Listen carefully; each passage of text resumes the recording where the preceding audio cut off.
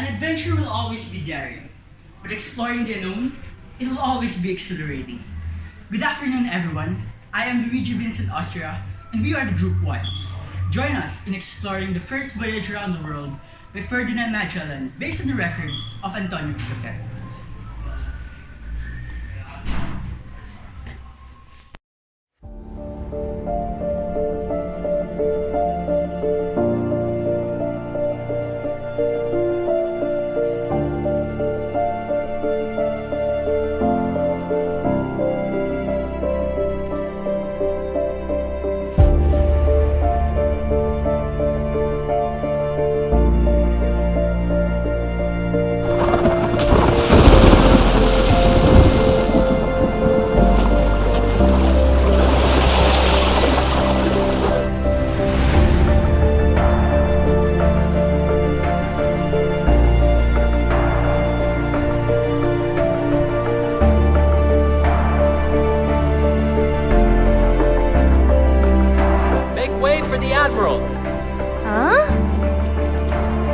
Oh, who could he be? The guy with the limp is Ferdinand Magellan, the navigator.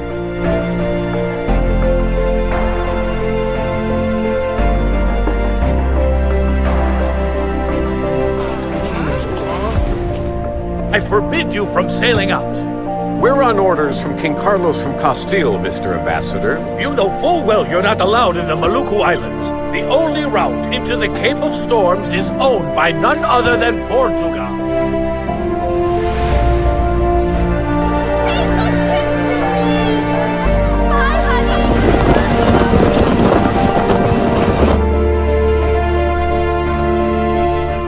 If you consider our world to be that way, the Maluku Islands are obviously out of reach. But there are other ways to perceive reality. However, we won't be taking the Portuguesa route. We will look for a new route to the west.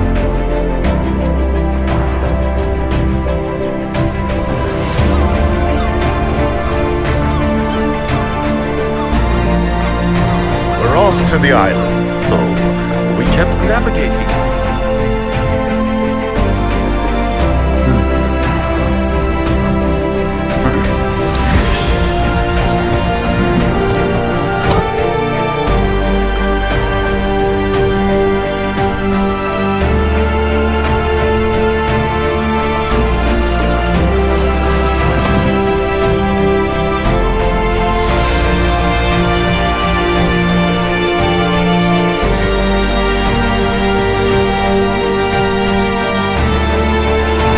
Finally made it through.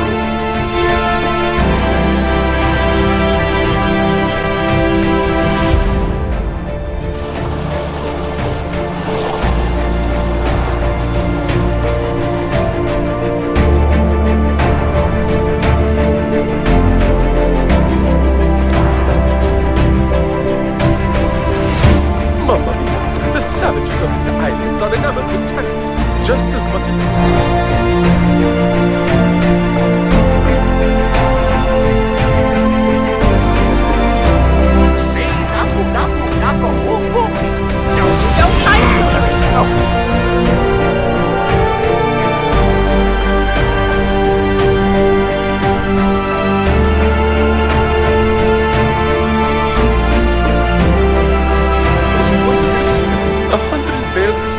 Did you say 100 of them? Why, that's a fortune!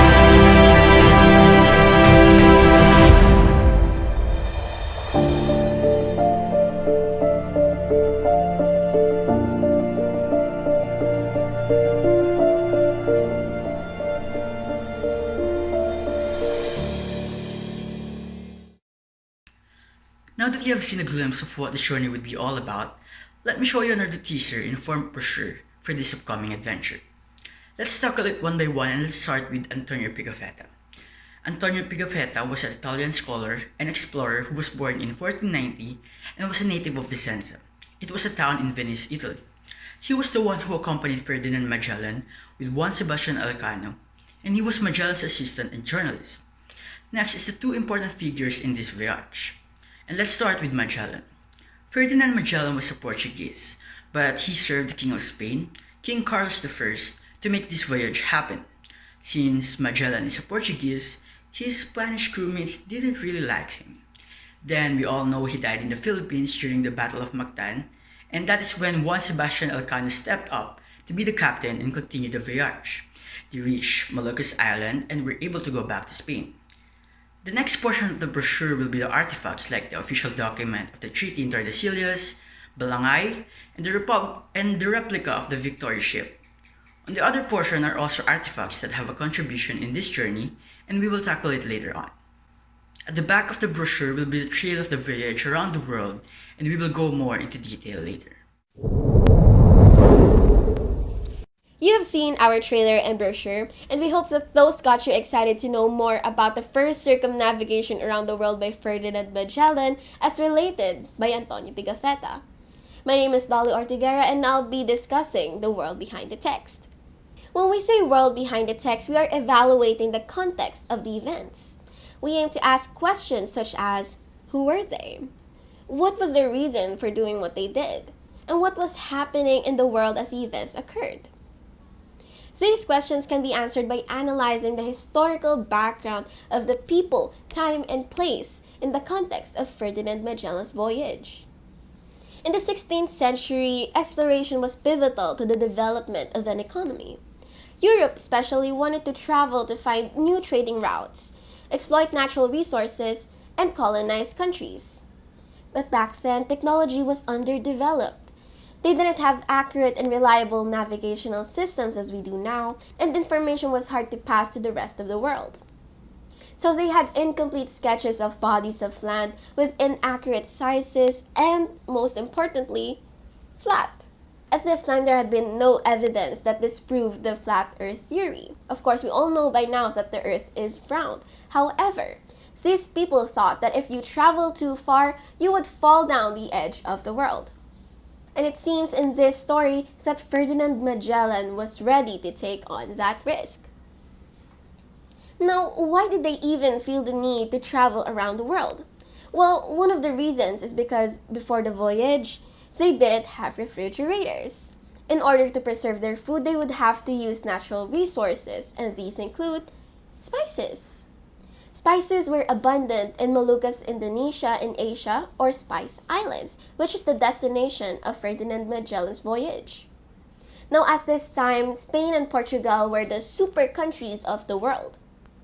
Given that they all thought that the earth was flat, the governments of Spain and Portugal decided to divide the new world of the Americas, with a line right in the middle of the earth, where Spain claimed the west side and Portugal claimed the east. This is called the Treaty of Tordesillas, established in 1494. A little bit of a spoiler, Magellan had to take the west side despite it being further from the Spice Islands, which is why he had to travel around the world. Now let's talk about the people behind the text, the story, culture, and time. The most notable names in the expedition are Antonio Pigafetta, Ferdinand Magellan, and Lapu-Lapu. Antonio Pigafetta was an Italian scholar and explorer who accompanied Magellan in the expedition to the Spice Islands. Ferdinand Magellan was a Portuguese explorer who led the voyage as Captain General. Lastly, Lapu-Lapu was the Datu of Mactan who fought with Magellan in the infamous Battle of Mactan. Another character in the relations that also played a significant role in the expedition was Enrique, who was a Malayan slave of Magellan and served as interpreter during their stay in the Philippines. Other characters mentioned in Pigafetta's relation were Raha Humabon, Dato of Cebu, Juan de Cartagena, captain of the ship San Antonio, Raha Colambu, Dato of Limasawa Island, Raha Siawi, Dato of Butuan and Calahan Island, and Juan Sebastian Elcano, who commanded the Victorian ship after, spoiler alert, Magellan's death. Some names who had less major contributions to the story include the captains of the accompanying ships in the expedition. We have Gaspar de Quesada, who led Concepcion, João Serrao of Santiago, and Luis Mendoza of Victoria. There are very little names of the 237 or 270 crew members mentioned in the journal. That is the history of the people, place, and time in the moment of the first circumnavigation around the world. Hi, I am John Samuel C. Espiritu, and today I'll be discussing to you the world of the text or the synchronic analysis of the first voyage around the world by Antonio Pigafetta. In discussing the world of the text or the synchronic analysis, it's important to critically analyze and examine the whole subject or the content as it is, to further understand the meaning or the context that is embodied in it. In this report, our group examined the theme, form, elements, and style to have a deeper understanding about the text. The world of the text also have its subparts that I'm going to discuss to you. Those are the structural analysis, the synchronic analysis, the form or genre analysis, and lastly, the textual criticism. Okay, first let's talk about the subject of the text.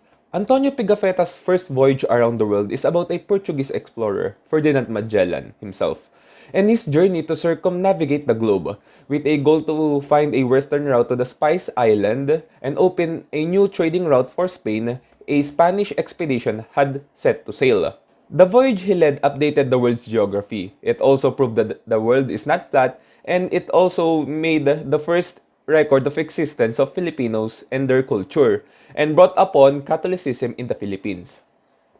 Second thing that I'm going to discuss to you today is the theme of the text. Antonio Pigafetta's first voyage around the world by Ferdinand Magellan is a personal journey of events not written to inform an audience but rather to narrate the story for Pope Clement VII, who had personally asked him to record the voyage. It presents themes that touch on cultural interaction between Europeans and Asians, political structures of Spanish and Portuguese government, economic structures of Europe and social structures in society, and human environment interactions in 1525 as demonstrated or narrated by the engagement between the voyagers and the communities in their journey. Specifically, it covers themes such as diversity, cultural diffusion, religion, slavery, form of government, beliefs, scientific developments, natural resources, gender roles, kinship, racial and ethnic difference, and division of society into economic and social classes. The third is the form of the text. Since the journal of Antonio Pigafetta is originally written in Italian rather than English, it's important for the researchers to use a primary source that is translated to English, that preserves the original text elements and style of narration as precise to the original as possible. A different primary source was used for this analysis. The Philippine Islands, 1493 to 1898, Volume 33, translated by Emma Helen Blair and James Alexander Robertson, is a book that is monumental 55-volume series compilation of the Philippine historical documents originally published under the Arthur H. Clarke Company from 1903 to 1909. The volume 33 contains a direct translation of Antonio Pigafetta's journal on the first voyage around the world by Ferdinand Magellan. Now, let's talk about the elements of the text. First is the plot of the text. Antonio Pigafetta's relation to the first voyage around the world by Ferdinand Magellan, as translated by Emma Helen Blair and James Alexander Robertson in the Philippine Island 1493 to 1898, Volume 33 is sequenced accordingly. A narration of Pigafetta's reason for writing the journal, the preparations for the journey including a description of Magellan's leadership in communicating amongst the ships, the voyage in their departure from Seville, Spain, the discovery of the Philippine Island, and their return to their origin. Now, for the setting of the text. The voyage was done from 1519 to 1522, both on sea and land. There are many places that were mentioned in the book, but the most notable ones are Spain, the Straits of Magellan, the western route they take, the Pacific Ocean, and the Philippines. Now, for the characters that is part of the text, the most significant persons in the voyage are Antonio Pigafetta and Ferdinand Magellan himself. But the notable names who had a major influence in the voyage are Pope Clement VII, Enrique of Malacca, Raha Humambon, the captain of the ship of San Antonio, Juan de Cartagena, Raha Colombo, Raha Suay, Lapu-Lapu, and Juan Sebastian Elcano.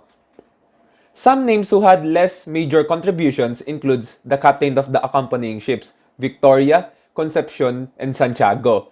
there are a little names of the 237 crew members mentioned in the journal. Now, for the language, Ferdinand Magellan used a mix of verbal and non-verbal cues to communicate with his crew members who have diverse cultures. Majority of the crew members were Spaniards and Portuguese, but there are also sailors from Africa, Greece, Sicily, England, France, and Germany. Enrique, a Malian descent, was said to be the translator of Magellan in communicating with Filipino natives. In fact, Enrique could understand the cognate Visayan dialect and spoke it eloquently according to some secondary sources. Now, for the style of the text. Antonio Pigafetta wrote from a first-person point of view.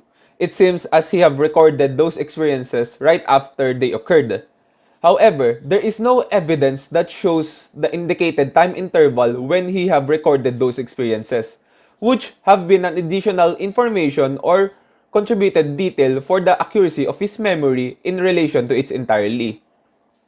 The journal, being written in first-person point of view, lacked certain outside perspectives, and some details were just speculations of the author.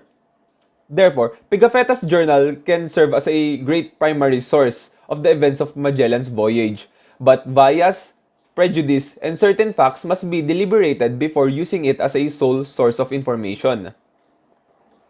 Now, for the synchronic analysis, before Magellan's expedition, many people still believe that the world is flat, that once Magellan reached the end, he will fall. The lack of knowledge about the unexplored parts of the world led people to believe in this fact. Spices are very famous in that time, and it became a reason for Magellan's expedition to find the Spice Island. No one has ever sailed from west to Europe to the Spice Island, and Magellan dared to be the first sailor to ever sail the west. Due to conflicts because of the treaty, Magellan sailed under a Spanish flag, and with 5 ships, 270 men, the ambitious expedition had begun.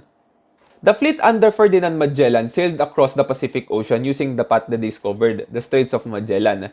They were the first Europeans to ever sail the west. In their journey, they faced many difficulties, such as mutiny, natural disaster, and shortage of food. But Magellan proved himself as a worthy leader as he was able to lead his men across and through these challenges. Their journey took longer than expected, and they have faced many unexpected events, and their journey is nowhere easy. But Magellan stood by his conviction and led his fleet towards their goal and became a part of one of mankind's greatest discovery. After the ambitious voyage of Magellan and the events that happened in the Philippines, many things have changed. As Magellan was no longer there to be able to lead his crew or his fleet, they lost a great leader. Victoria, being one out of the 5 ships, is the only one that returned to Spain, making it the first ship who completely circumnavigated the world. And along with it is its 18 crew members, including Antonio Pigafetta, that survived the voyage. As an honor to Magellan, the path that they used west from Europe is named after him, the Straits of Magellan. And the narrative of the first voyage around the world by Antonio Pigafetta is a record of one of mankind's greatest discovery, and with the bold passion of Magellan to explore the unexplored, they were able to discover something that will greatly change the world. Now, for the structural analysis, the Journal of Antonio Pigafetta was first published in Italian in 1525. There were also several editions that have been published through the years in English, Spanish, and Italian. This includes the Philippine Island 1493 to 1898 by Blair and Robertson, which is a great translation of the first voyage around the world from Italian to English. Now, for the form or genre analysis. The story shows the events that happened during the Magellan-Elcano circumnavigation, the first voyage around the world in mankind's history. It shows many significant events that contributed to the Europeans' knowledge about the universe, and as well to the Philippines and the world's history. This work can be considered as a great travel literature and a non-fictional narrative, for it is where he related his experiences during the Spanish expedition in 1519 to 1522. And lastly, for the textual criticism, the first voyage around the world is a great travelogue written by an Italian scholar and explorer, Antonio Pigafetta, who studied astronomy, cartography, and geography in his youth. Pigafetta's work is a great primary source of Magellan's expedition and a significant primary source in the study of pre-colonial Philippines. The book, being the earliest and most detailed chronicle, remains to be the sole reliable source of the historic battle. It was originally composed in Italian and published in 1525. However, the Philippine Island 1493 to 1898 by Blair and Robertson is a transcript made from the original document, and the source that our group has based upon was published on 1903. So that is it for my report about the world of the text or synchronic analysis. I am John Samuel C. Espiritu. Thank you. Next.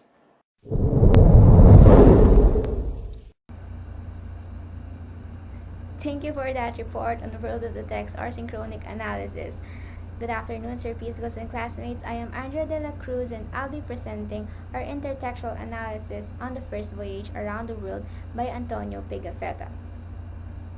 Pigafetta's accounts on Magellan's voyage around the world serve as one of the most important records of the expedition across the Pacific Ocean. For this reason, we have made an analysis that contains a more extensive research to deconstruct the facts that the general population has accepted about the piece. This means that in this analysis, we're going to be questioning truth, debunking myths, and shining the light on different perspectives that are often overlooked. We question the nature and process of Pigafetta's writing as well as Magellan's expedition in terms of universal standards, cultural interactions, political and economic structures, social structures, and human-environment interaction to find the relevance between the actions of the characters, the context behind them, and of course, their impact.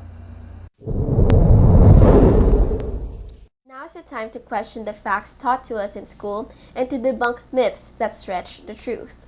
Antonio Pigafetta's relation of Magellan's expedition serves as a primary source for the events that transpired from the year 1519 when the voyage started to 1522 when it ended. While the text is useful for synchronic analysis or the accurate chronological recording of the events that took place, it isn't reliable to be used for diachronic analysis or the analysis of context and background before and as it happened. One case in question is the credibility of Pigafetta's information, as there are some questionable particularities to the nature of his relation that may influence the truthfulness, completeness, and accuracy of its content. Not only this, but the single perspective, first-person point of view mode of narration makes it susceptible to bias, subjective personal beliefs, opinions, and illogical rationales. Based on Pigafetta's writing as translated by Emma Helen Blair and James Alexander Robinson in the Philippine Islands 1493 to 1898, volume 33, it can be observed that the journalist carried great respect for the Captain General. Never did Pigafetta address Magellan by his given name, and neither did he speak ill of the latter even as he ravaged villagers out of spite and bad temper. In complete contrast with his crewmates who hated Magellan for unknown reasons, he was either completely neutral in his writing or was downplaying Magellan's flaws. The first speculation seems unlikely, given his use of the word hate, connotating an intense feeling which could either be the truth or an exaggeration of his crewmates' opinion on the Captain General. But also, here's an example of his unreserved description of an old woman who was said to start the custom of eating their own flesh. There are other examples on Pigafetta's candid descriptions of the characters of the people, but it seems that he had some sort of preference toward Magellan, that he couldn't say anything bad about him. On the note of his crewmate's conviction on Magellan, Juan Sebastian Elcano was assumed to hate Magellan so much that any mention of the latter was absent on his account. A letter written on September 6, 1522, of the voyage. Additionally, when Magellan died on April 26, 1522, Pigafetta wrote a eulogy, praising the former's character and talents showcased during the voyage, describing him as our mirror, our light, our comfort, and our true guide. So what does this say about the author's impartiality in his relation? It's quite possible that there's a preference for Magellan, thereby making the journal less credible. Another point of interest in analyzing the completeness of Pigafetta's relation, his journal included extensive detailed descriptions of the people, place, and time in each event. But as theorized by Louis Gottschalk, Only a part of what was observed in the past was remembered by those who observed it. Only a part of what was remembered was recorded. Only a part of what was recorded has survived. Only a part of what has survived has come to the historian's attention. Only a part of what has come to their attention is credible.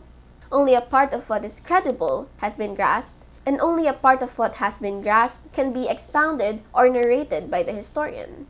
This means that we cannot completely rely on Pigafetta's relation. As the sole historical source in analyzing the first voyage around the world. Other reliable sources, preferably primary if available, must be considered to take into account other perspectives and puzzle piece information that completes the entire past in history. On that note, let me tell you about other reliable sources on Magellan's voyage. So Pigafetta's account is the most reliable record of Magellan's voyage. In addition to that, Francisco Albo, the victorious pilot, had a logbook, and Ginés de Mafra, a crew member from Trinidad, had a partial account of the voyage, both of which survived the years. There also exists a third account, Roteiro, whose author is unidentified. There existed other primary sources of the expedition. However, they were not as complete as Pigafetta's and did not survive through the years.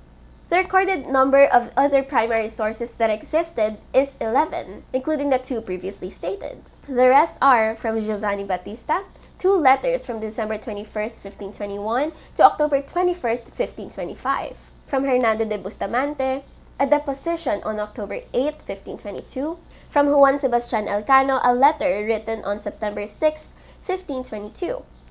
From Gonzalo Gomez de Espinosa, a letter written on January 12, 1525, a statement on August 2, 1527, and a deposition from September 2 to 5, 1527. From Martin Mendez, the victorious logbook, and from Leon Pancaldo, a letter written on October 25, 1525, a statement on August 2, 1527, and a deposition from September 2 to 5, 1527. There were also 2 anonymous manuscripts written by Portuguese crew members. Lastly, a reliable primary source would have been the 1601 or 1651 chronicle by Antonio de Herrera y Tordesillas, a Spanish historian who had access to Spanish and Portuguese sources, which would have made it more accurate and provided us more details about the Treaty of Tordesillas. However, this chronicle no longer exists. Another would have been Andres de San Martin's navigational notes and papers, but the chief pilot astrologer of the Armada disappeared in the Cebu massacre on May 1st, 1521. Hence, his notes are also nowhere to be found. That's it about the other reliable sources on Magellan's voyage. Hello everyone, my name is Matthew Jared Falls, and today I will be discussing the fleet of Magellan and also the developments in geography. Now, as we can see in figure 10, we can see that this is the rough drawing of the Victoria ship, and for a much more realistic look, you can look at figure 11 for a downsized replica of the Victoria ship. Although given that these ships did not survive the journey and no current visual records are currently existing today, evidence shown by Henry John Stanley showed the original estimation of the voyage published under Harvard University. And now for the developments in geography, we can see that Pigafetta's sketch of the Strait of Magellan has undergone 10 alterations by different voyages throughout history, each being much more accurate than the other. Although it is Pigafetta's sketch served as the most important sketch. Why? Because Pigafetta's sketch served as a basis not only where the strait is, but it also served as a backbone and framework of the next upcoming maps, which allowed them to be much more accurate than the other. Have you ever heard of the Treaty of Tordesillas? Well, probably yes, but what about its purpose? No? Oh, that's okay. Don't worry, we'll be breaking down each detail little by little for everyone to understand what the treaty truly is and the reason why it was made. It was on June 7, 1494, when the governments of both Portugal and Spain agreed to the Treaty of Tordesillas. The New World of the Americas were divided because of this treaty. According to National Geographic, Spain and Portugal were some of the most powerful empires at the time. In the Treaty of Tordesillas, they drew a line in the Atlantic Ocean. Any lands west of the line they decided belonged to Spain, and any lands east of the line belonged to Portugal. That meant Spain claimed land stretching from what we know today as the state of California through Mexico, the countries of Central America and the Caribbean Sea, and nearly all of South America. Portugal claimed what is now the largest nation in South America, which is Brazil. Another fact is that, according to Britannica, a reliable scholarly source, Magellan and Valero proposed to sail west to give practical proof of their claim that the Spice Islands lay west of the line of demarcation, and that is within the Spanish and not the Portuguese hemisphere. And on the 22nd of March in the year 1518, their proposal received royal assent. Magellan and Valero were appointed joint captains general of an expedition directed to seek an all-Spanish route to the Moluccas. In the royal agreement, Magellan and Valero were directed to find the strait, referring to the hypothetical passage through terra firma. The government of any lands discovered was to be vested in them and their heirs, and they were to receive a 1/20th share of the net profits from the venture. Both also were invested with the Order of Santiago, a Spanish military religious knighthood. Thank you, Andrea. Let me now discuss the rediscovery of the Philippines in Magellan's voyage. So, a common misconception about this is that Magellan was the first person to find the islands of the Philippines, which they call the archipelago of San Lazaro in Pigafetta's relation, therefore making him the discoverer of the country and its islands. Although that truth may sound plausible, it is far from fact. From the accounts of Pigafetta, it can be read that even before Magellan and his crew reached the archipelago, the island already had culture, government, beliefs, and a hierarchy system.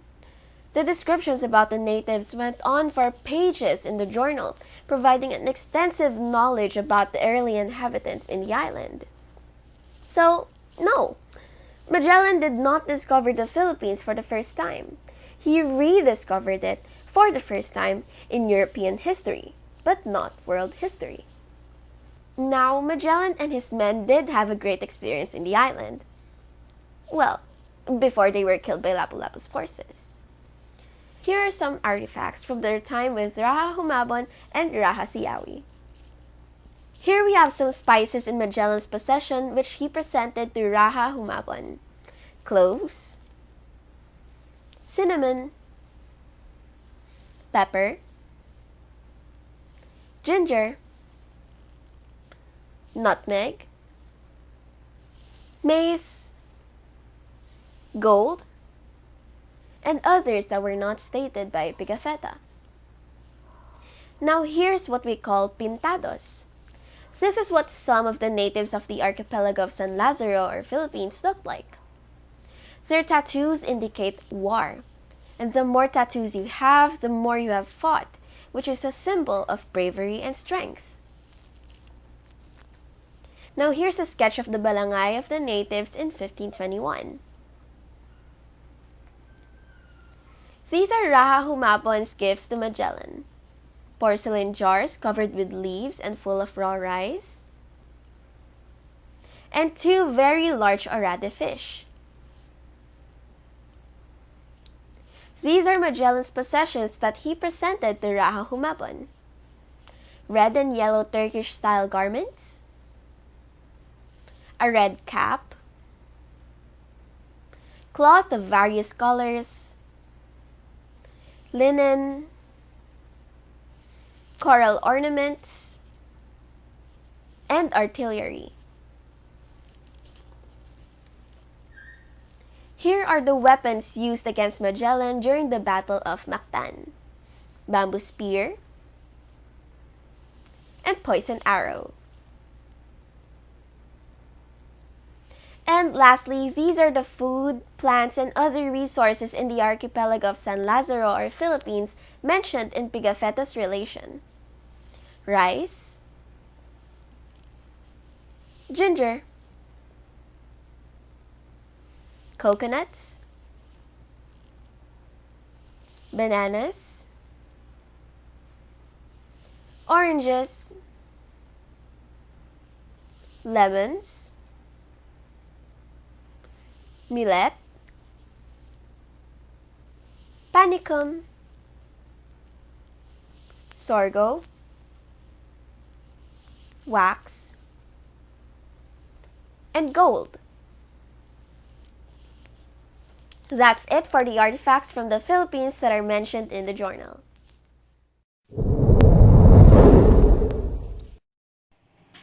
Hello again, it is me, but now I'm going to talk about Christianity in the Philippines. As we can see in figure number 23, Santo Niño de Cebu is the first Christian artifact that was given by Magellan to the locals for them to convert into Christianity.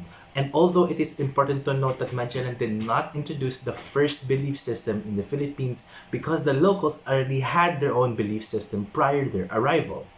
But it was only when Miguel de Lopez de Legazpi, the first Governor General of the Philippines, used Christianity as a bloodless tool to conquer the country. As seen in figures number 24 and 25, is that religion is implemented strictly. Here we can also see that the first Mass was held by Magellan in March 31, 1521. And on April 21, they set up a cross in the highest mountain of Cebu, which we all now know as the Magellan's Cross. Now, the question is, who killed Ferdinand Magellan? Was it really Lapu-Lapu? And if not, why is he given the credit? There seems to be a lot of misconceptions regarding the answers to these questions, but if we only read Pigafetta's accounts and analyze it better, then we can come up with a solid answer and change the misconceptions we all have been believing since we were in grade school. So, you know what that means? It's story time! So, from Pigafetta's account, it says that Magellan was killed by a group and not by an individual fighter. And in that case, it's possible that even that one person who struck the fatal blow didn't know that he was the one who did the killing. Lapu-Lapu is then traditionally given the credit, and it's a possibility given that the role of a datu is to lead and give commands to his army. And up to this day, Lapu-Lapu is still being regarded as the Philippines' first national hero to resist foreign rule, which is a little ironic, isn't it? Because we all know that the Philippines is a Catholic country and 86% of the country's population is Roman Catholic. And yet, we consider a man who rejected Christianity and fought against it as our biggest hero. And in case you didn't notice, Lapu-Lapu also appears on the seal of the Philippine National Police and on a 1 centavo coin. Now, let's proceed to another question. What was Lapu-Lapu like? Actually, Lapu-Lapu was seen by his enemies as a courageous man with principle and good tactics. He was very powerful even in controlling the actual trade in and out of Cebu. These noteworthy qualities, along with his formidable reputation as a pirate, effectively allowed him to assert dominance over Raja Humabon as a superior. So, locally, the death of Magellan is seen in most elementary educational books as a victory to Lapu-Lapu's forces. This brought glory and also pride in Lapu-Lapu's forces on the beaches of Mactan. Not only that, but it also proved that it served as a reminder to children that Lapu-Lapu was ready to sacrifice his life to defend his land from the colonizers.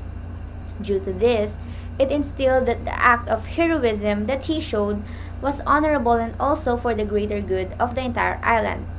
Although many accounts and specifically Pigafetta shows that his heroic efforts may only seem like fragments of the truth to what truly led to the battle that happened in Mactan during that day.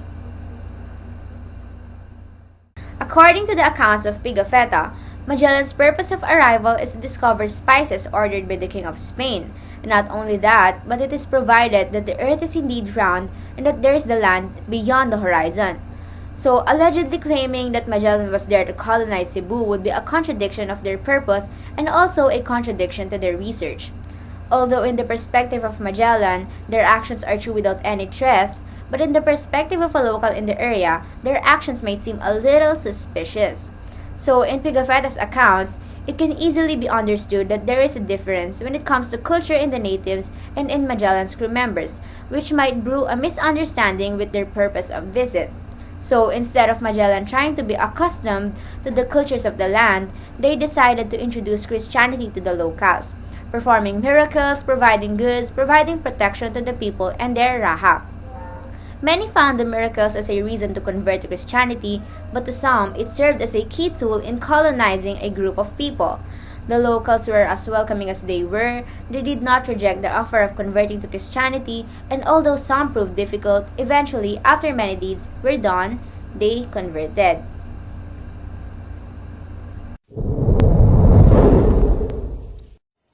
Thank you for a report on intertextual criticism, Andrea, Matthew, and Dolly. To stitch the world behind the text and the world of the text together, my name is Angelo Titco, reporting on exegesis. Antonio Pigafetta's narrative in the book may lead to a profound understanding within the context of one man's kind discoveries on the event of the first circumnavigation of the world and on the state of the world back then. In the perspective of Pigafetta, the researchers perceive how important it is to understand events in our past that have a great part in our history. And in Pigafetta's narrative of the first voyage around the world, the researchers came to understand in different factors in the book, such as reason behind the journey, geographical identity, government policies, theorems, and Christianism.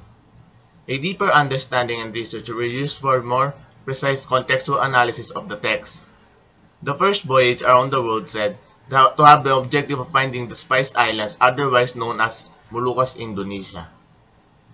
The expedition would not have been made that it for the existing of the Treaty of Tordesillas in 1494. From Pope Alexander VI, which divided the earth into two hemispheres between the government of Portugal and Spain. It greatly influenced the decision of Ferdinand Magellan to sail under the Spanish flag with the multinational crew.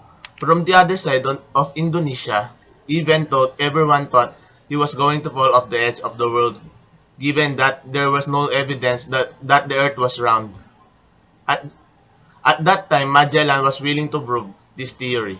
This resulted in this ambitious expedition that became the first circumnavigation of the world that was recorded by Antonio Pigafetta. His fleet is said to have had 270 crew members along with it. However, in the Philippines island, 1493 to 1898, Volume 33, as translated by Emma Helen Blair and James Alexander Robertson, Pigafetta has explicitly stated 237. There is currently no certainty as to which the more accurate figure. A phenomenon that we can observe from this voyage was the normality of slavery. At that time, which was only somewhat resolved in the later century, 1865, it was explicitly stated in Pigafetta's relation that Magellan bought a number of his crew from the slave market. Slavery was prevalent through the Spanish Empire, as slave trading had a significant economic impact. Slavery was means of displaying one's status or wealth. At that time, the more slave had, the more powerful you are. Slavery was banned in 1819, but this phenomenon persisted. That writing this of the debtors, unfortunately, slavery is no far from gone nowadays, as modern slavery oppression of people for personal or commercial gain still exists, only out of sight. A slave Magellan proved to be useful their voyage. Upon reaching in the Philippines, the early Filipinos spoke cognate Visayan dialect, which Enrique, a slave with the Southeast Asian root, understood. He was utilized as a bridge of the natives and Magellan to communicate and build a strong kinship. Later on, this relationship paved the way that the introduction of Christianism in the country. History shows that the expedition of Magellan not went through. It is possible that Islam would have a prominent religion in the country, since it was introduced in the Philippines. In the late 14th century, through trade the merchant coming from Indonesia, Malaysia, and in the Middle East. Magellan, being such a Christian evangelist, went a great lengths to convert every indigenous person he encountered to Christianity. This shows a secondary motivation for the travels which to spread Christianity countries apart from his own. Following the narrative of Pigafetta, it can be observed that there were many reasons for Magellan's voyage beyond the impressive feat of circumnavigation. Despite the lack of navigational chart and devices to aid the exploration unexplored area in the world, the expedition was enchanted, and the result in different outcomes that have a major contribution in our history. The first voyage around the world by Magellan was a great discovery, and Antonio Pigafetta's recording was an impressive piece of historical literature. Hello again, everyone. I am back. For now, we're going to talk about the world before the text. Now, the ambitious voyage of Magellan influenced many significant parts of history and science. It provided basis for more complete and accurate maps when technology was underdeveloped. And for the first time in history, the existence and also culture of the Filipinos were seen. Now, when it comes to the personal relevance, the expedition molded the Filipinos' identities and transformed their beliefs through Magellan's spreading of Christianity to the country. This has been in effect ever since the 16th century and all the way to the 21st century. This has a result changed in how we live our daily lives today. And now, when it comes to the social significance, the former is reflected on Magellan's introduction of Christianity to the early Filipinos, as well as giving Santo Niño de Cebu to Rahumbon and his wife, which influenced the behavior, beliefs, and culture of many Filipinos even up to today. The journey also relayed the importance of journal writing, but not only that, not only of its historical implications, but also it brings the reader into a different perspective of the world.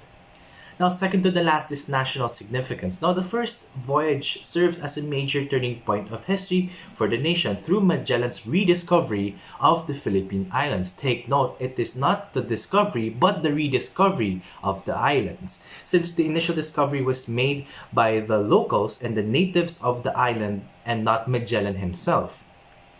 Now, the importance of effective communication can be seen despite the language barriers. It can also be reflected on the journey as seen through Pigafetta's accounts. It can be seen by the proven exchange between Enrique, the Malaysian slave, the interpreter in the voyage, and also the native Filipinos. And their exchange was done through the dominant language of Malay during that time. And lastly, we have global significance. Linkages of different cultures and civilizations, as well as achievements in trade and commerce and industries, is placed in a global level of significance. Aside from proving that the Earth is round, the voyage also supported the theory that the Earth is larger than previously thought. And since it explored the lengths of the Pacific Ocean, it enabled Europeans to establish profitable traders across oceans in order for the economies to facilitate rapid growth and rapid development. Going on this adventure is indeed daring. Exploring the unknown has never been short but exhilarating. But like all journeys, it inevitably has to end. Again, we are Group 1, and the voyage around the world has reached its final destination. Thank you, and adios, amigos.